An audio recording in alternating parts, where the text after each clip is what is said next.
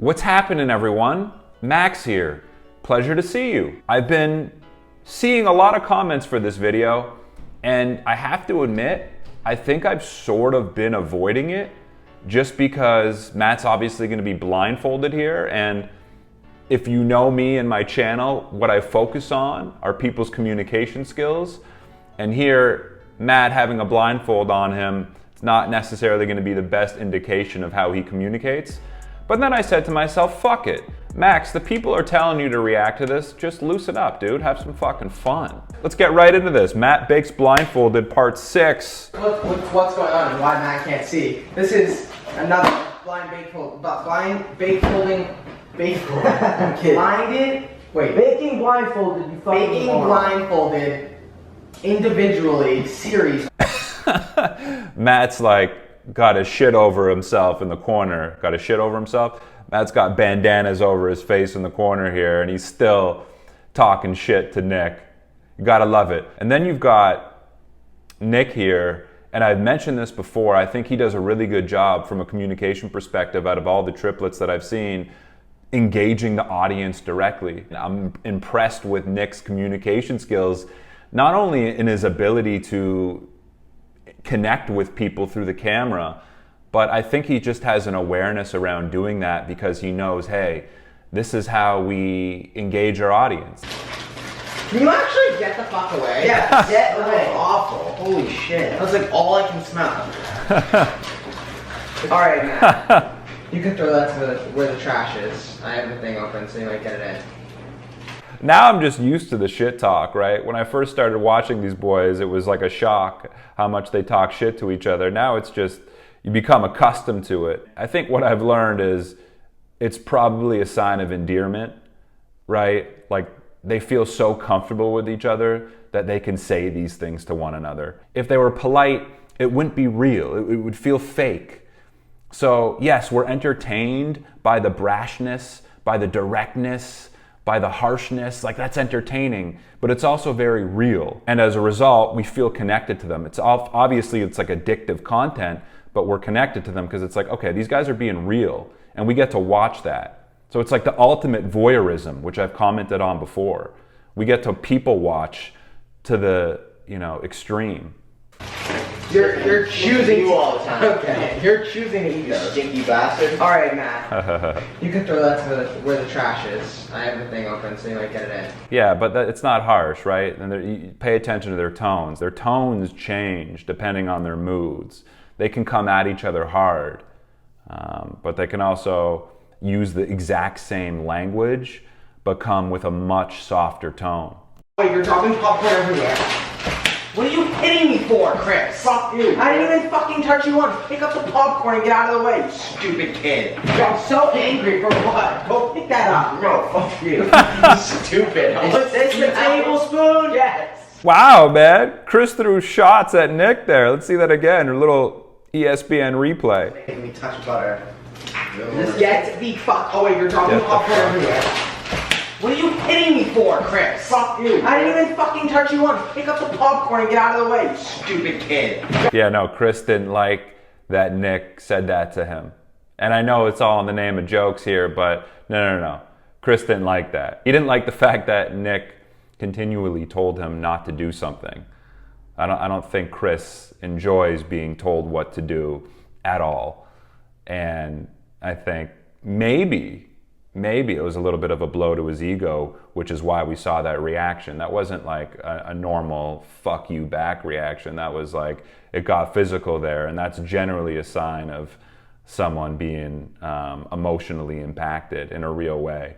So that's what I think, at least. Okay, the way you just hit me is crazy, and it's on camera. Like, I'll show you how psychotic you are. Like, I'm literally bruising and red, and Alright! Good. Matt, you should have seen the way you just I don't care. I don't care. Get away! I'm not. Goodbye! I'm done with Holy fucking word. Goodbye. No, it's interesting how Nick's reacting to being hit like that too. He's sort of joking, like you're psychotic. Like he's almost joking around about it. Maybe this is just a part of what they do with one another. Maybe this is just a normal thing that they do with one another. Maybe he's a little intimidated at this moment, and he wants to stand up, show that he can stand up to to Chris. He doesn't want to do it in a way that's too confrontational because maybe there's a little bit of an intimidation factor. That might be a little deeper than it is, but I wonder if there's something there because, you know, that the hitting was pretty intense, I thought. No? Maybe not. Maybe I'm just not used to having brothers my age. I tried to have one thing in my stomach today because my fucking stomach's eating itself because I haven't eaten yet today. I'm about to throw up. I literally haven't eaten one thing at 6 o'clock at night. 5:15 at night. I was like about to die. I needed to die. Chris is good at arguing his point. He's able to defend himself really well. I think he's able to defend himself maybe the best out of all these guys when he's coming back because he really makes it seem like he's in the right here. It's like, man, what was I supposed to do? I'm starving here. You want me to die? So he's really able to kind of, it's like he believes in his opinion the most. Nick's like, we've got 2 million, 3 million subscribers here. We got a video to film. We got stuff to do. Like Nick's thinking about that. He's on top of it. Like, we got stuff to do. I got to do this, and you're coming in here eating your stinky popcorn. And then Chris is thinking like, well, fuck it. Like, well, I'm hungry. Let me eat my popcorn. And also like, this is kind of funny that we're doing this right now because it's entertaining for the camera. Maybe he's thinking that as well. Starts filming, opens it as loud as ever, the loudest thing on the I'm gonna go get another bag. Okay, yeah, I'm gonna get a bag and stand in the corner. Matt, listen to me. You're fucking doing nothing. You need to put some effort into the whips. You're doing nothing. You gotta go, whoa. Like, now Nick's worked up, you know? Now Chris has got Nick worked up. Now when Nick's worked up, this is now he's getting into it. besides, mix it together. Just because you're mad at him doesn't mean Mix it together. See? You're not even doing it right. What are you gonna do? See? Matt's smart. Matt has that emotional intelligence. Right? Just because you're mad at him, Chris, doesn't mean you have to talk to me like this, right? Matt's aware of that kind of stuff, and it's true. I think that's exactly what's happening. If you spray me with this video, you get actually sucker punched in the face. Matt, don't do that. Spray the thing. Matt, not funny. Spray the thing. Matt, spray the thing. I feel like sometimes Nick is just the mom here. He's just the mom or the dad. He's one of the parents, just trying to control his insane kids. But then Nick can also take part in the chaos as well. So here he's in parent mode. Matt, not funny. Spray the thing. Matt, spray the thing. Matt. Spray the thing. Whoa! That was a hard smack. You see Chris's reaction too? Matt, stop.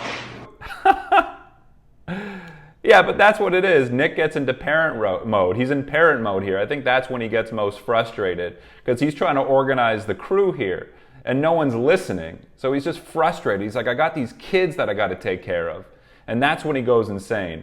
And that's what actually makes him the most immature and volatile, is when the kids are acting out. So it's funny how it all works together. But that was a smack! Matt, get the bottom of the bowl, please. No, not that bottom. The bottom on the inside. You're going along the walls. You gotta get the very bottom. You got the real Matt, bottom. listen. Like this. This part of the bowl, the bottom here. You gotta get that in there. How nice they're being to each other right now. And maybe that's part of the awareness of it all. It's part of the genius behind the Sturniolo triplets and their success is they know that when they turn on the shit talk, that's part of the entertainment factor. And I'm sure that they're not faking it. It doesn't seem like it at all. It seems as genuine as it gets. But they just sort of embrace that version of their dynamic on camera a lot of the time. I don't know. I wonder what they're like off camera. But here we get to see a moment of kindness. You know, you see Chris tapping Nick like, hey, check out what Matt's doing. This is funny. Right? That's just sort of a sign that he wants to bond with Nick right there. And then you see Matt just speaking nicely to Chris and Chris speaking nicely to Matt. And it's wholesome right now. We'll see what happens though. There we go. Why don't we keep going in circles? There we are. Nice. You can use your hands. You need 9. Did I just jinx with Chris when I said nice? We both said nice at the exact same time? Nice. That's a fucking moment right here on this channel. Circles. There we are.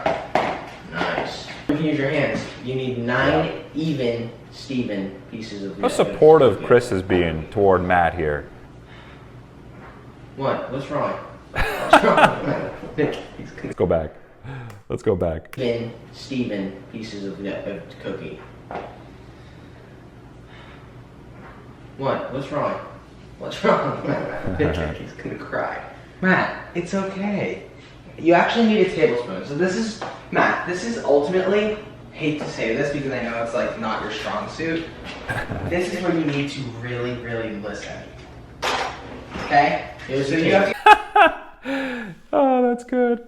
Little backhanded compliment, or a little backhanded message from Nick there. Even though this isn't your strong suit, you need to really listen. Just a subtle shot there. I love that. I like how Chris was just being supportive, and I think he's got a soft spot for Matt when he notices Matt is genuinely sensitive. And I think that was a moment that we saw right there of Matt genuinely feeling overwhelmed, just having difficulty processing the situation.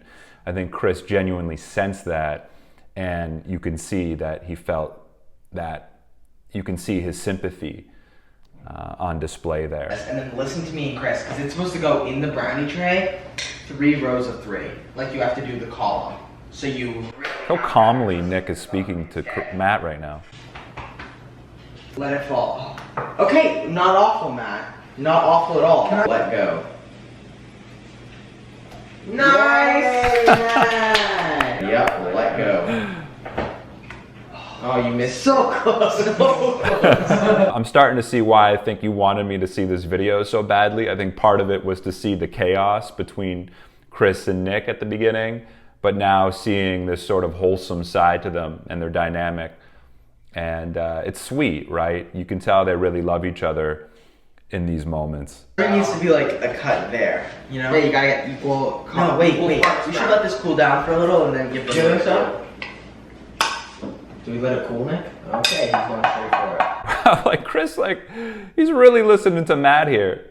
Matt giving his suggestion. I think we should let it cool down first. And Chris, you think so? It can cool in my stomach. Let me get a plate. Wow. That's one way to do it. You guys see Matt after Nick made that comment. Matt was sort of looking to Chris to make fun of it. It can cool in my stomach. The blindfold comes off, and he's looking to connect with Chris over Nick's words. I think I can vibe with it. Hold on. Pop. It's just 2 different worlds for me. Like, that's chocolate chip, but I feel like it'd make a lot more sense.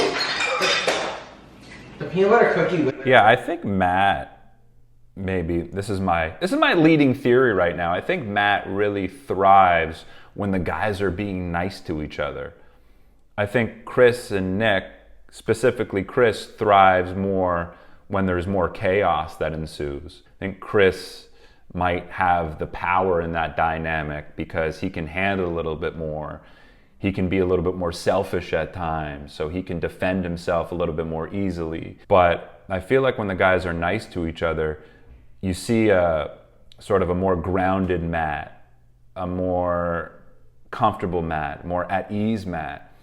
And I think that's when you really see his warmth come out. And you see it here at the end, you know, shaking their hands. And yeah, I think he does thrive in an environment when there's not as much shit talking. You know, a little for sure. He can handle himself, he can hold his own, but I don't think he can like the other guys can. Right? Nick's got this like unmatched wit, and Chris has the capacity to deal with the conflict and the confrontation and is more readily able to defend himself and come from that place of like, no, I'm in the right here. This is why I did it. This is what I mean. Whereas Matt's more, I think, thinking about the other first. It doesn't come as naturally to him to defend himself first, right? I think he's just naturally more empathetic to the other guys. And I think it's as a result of this more friendly, wholesome interaction. What do you guys think? Am I onto something? Let me know. That's what I think. If we didn't argue and yell at each other, I think this would be I agree. I'm stuck. You need to move closer. Gordon Ramsay is only mean to his chefs. Stupid. Gordon Ramsay is only mean to his chefs. Because he wants them to succeed. Whatever that means. I got it. How did you not get that? I fully get it. I fully got it. Well, that was it. There you go. This is nice. We're seeing some Matt and Nick connection here. And maybe that's what I haven't really seen that much in these videos. We're seeing Matt and Nick connecting a little bit more. You know, they're both like reaching out to each other to connect.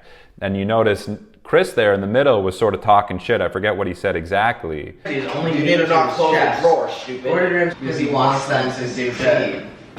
Whatever that means. You know, I sensed that Matt and Nick were at ease there, but Chris wasn't necessarily feeling totally at ease. In order for him to make himself feel better, he resorts to some shit talking. He'll talk shit on Matt or he'll talk shit on Nick. And that sort of allows him to get some control, get some power, to feel a little bit better. I got it. How did you not get that? I fully get it. I fully got it. Well, that was it. Mind if I just jabbed you both on? Anyway. I like this, Matt. See you and next Nick. Wednesday and Friday. Dab on the haters every day. I really appreciate Nick. I love his personality, and he's got a sweet side to him too, doesn't he? There's a shyness about him still. You know, even when we go dab on the haters, there's still a little bit of a shy. Like, he is super confident and super extroverted, it feels like, and outgoing, and so comfortable engaging the camera. But there's still a hint of shyness there. And even around Chris, we saw a little bit of the shyness. We saw a little bit of the maybe intimidation. And you see him step down a little bit. Like, Nick's the first to obviously kind of step down and say, okay, like, you guys are crazy. So in a sense, he's forgiving of them. Okay, guys, I hope you enjoyed that. If you want to watch my uncut reaction and analysis, all you need to do is go to my Patreon page. I've included the link in my description below. I appreciate you guys. Thank you for being here. I'll talk to you soon. Peace.